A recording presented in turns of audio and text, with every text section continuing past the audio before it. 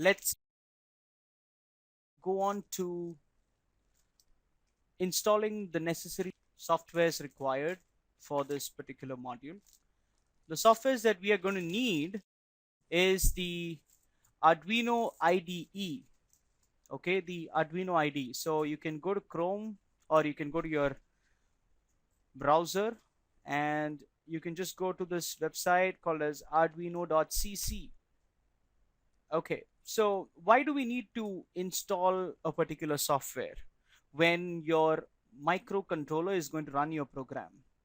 Of course, you need a software or you need an IDE, that is an integrated development environment. You need that so that you can write your code and then upload your code via the USB into the controller. The controller will then have the program running on it.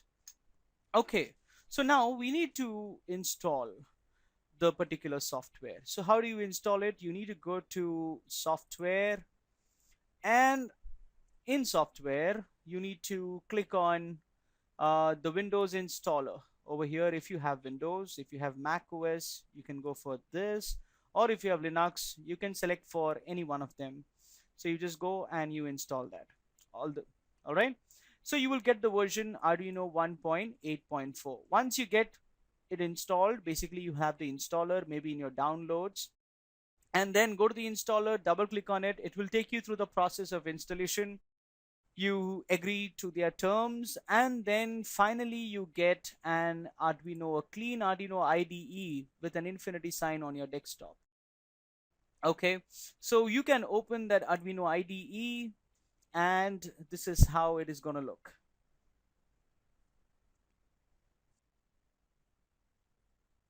All right, so this is how your Arduino program, this is where you're going to write the program on. Okay, but when you write the program here, you need to then compile it. As you can see, this is the button for compilation, or it is also written here as verify.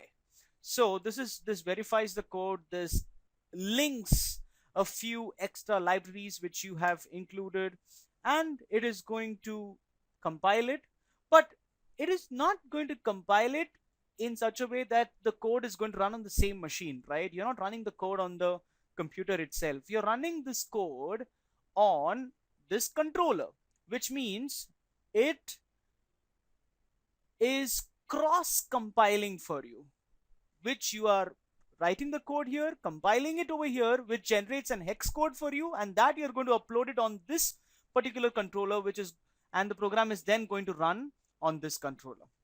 Are you with me here?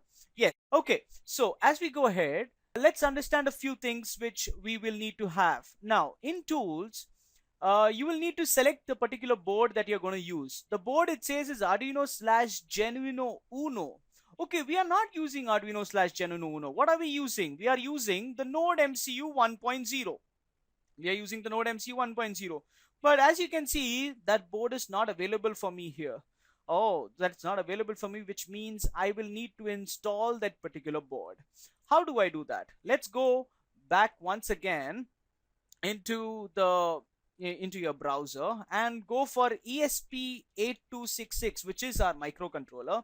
ESP8266, and ask for the Arduino library.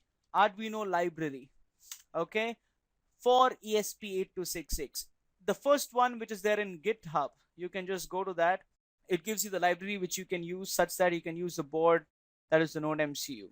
All right, as it opens up, okay, what do I do from here? Can you go down? Yes, it says installing with boards manager. How do you install it? The process is given here, but this is the link that you need to copy, right? They say enter this into the additional boards manager, which means you need to copy this. Come to your additional boards manager. Where will that be? Go to file. In that, there is something called as preferences. In preferences, there is an additional boards manager's URL. Boards manager URL. Paste it here, right? Okay, after pasting it here, I am going to say okay. Now once that is done, I need to restart my Arduino IDE, otherwise it's not going to work for me. So I close it, and I'm going to restart it once again. So here we have the Arduino IDE, which will have my already.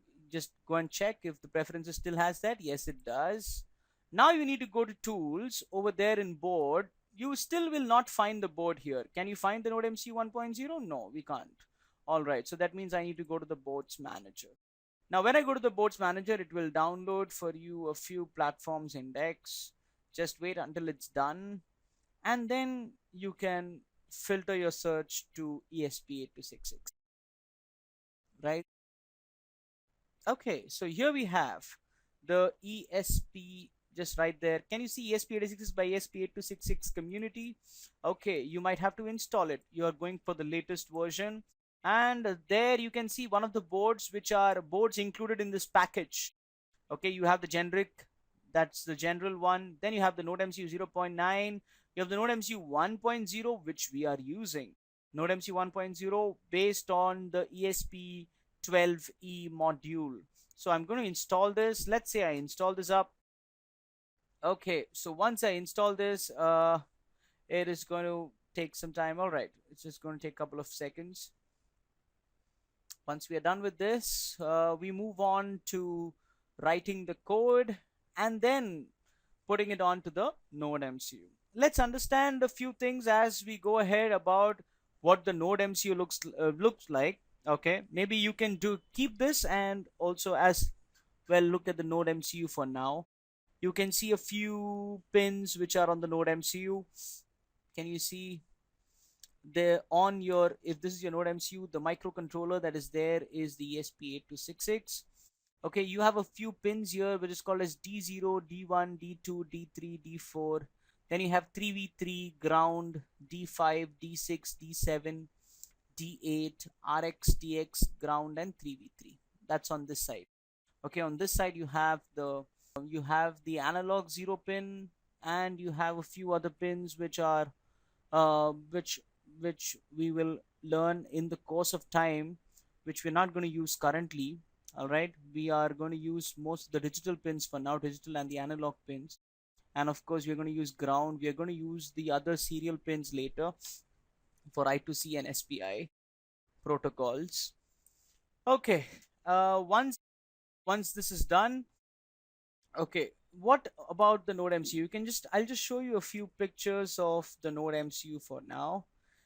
Coming to the image of the Node MCU, just a minute. Yep, here we have.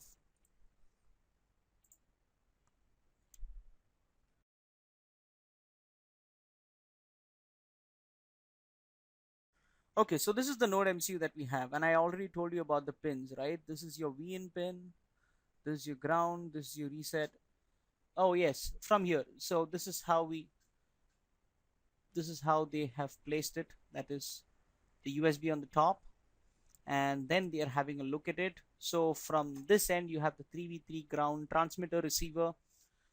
Okay, so that means using the transmitter and receiver pins, the Node MCU can talk to some other Node MCUs or to some other microcontrollers using these particular pins, the transmitter and okay, which means it is going to transmit bits to another controller and it's going to receive bits from here. Okay, what about these pins, D0 to D4 and D5 to D8? Okay, what about these pins? These pins are called as digital pins. What are digital pins? Okay, digital pins are those pins which will either take a digital input or give a digital output. Okay, what exactly is digital? Which means a digital, what comes into our mind is a 0 or a 1, which means it can take in an input of high and low, or it can give out an output of high and low. These pins are going to be used for that. So you're going to program the microcontroller in such a way that it is going to give a high and low through any one of these pins, or take in a high and low through any one of these pins. Okay, you have a 3v3, which means it is a 3.8. This particular wire is this particular line or this particular pin is going to give a 3.3 volt, constant 3.3 volt, and this is going to be a ground, which is a 0 volt in comparison to 3.3 volt. Okay, and then you have the other pins on this side, okay, which we shall explain in course of time. The only pin currently which we are going to use in in the near in the upcoming lecture is A0, and maybe in the last few lectures we'll be covering the other pins. So we have A0, which is the analog 0 pin, and this can take in analog inputs, which means it can be not just 0 or 1, but it can be a range between 0 volt to 5 volt, which means you can take any one of those particular voltages. Is that very clear? All right. With this in mind, let's go back and see if our downloading has happened. Yes, it is installed. Okay, so that means we can close it. Let's see in our tools in our board if Node MCU 1.0 has come up here. Yes, it has. Node MCU 1.0. Yes, we can just say the board that we are going to use is the Node MCU 1.0. All right, now let's make our connection and let's start right away with it.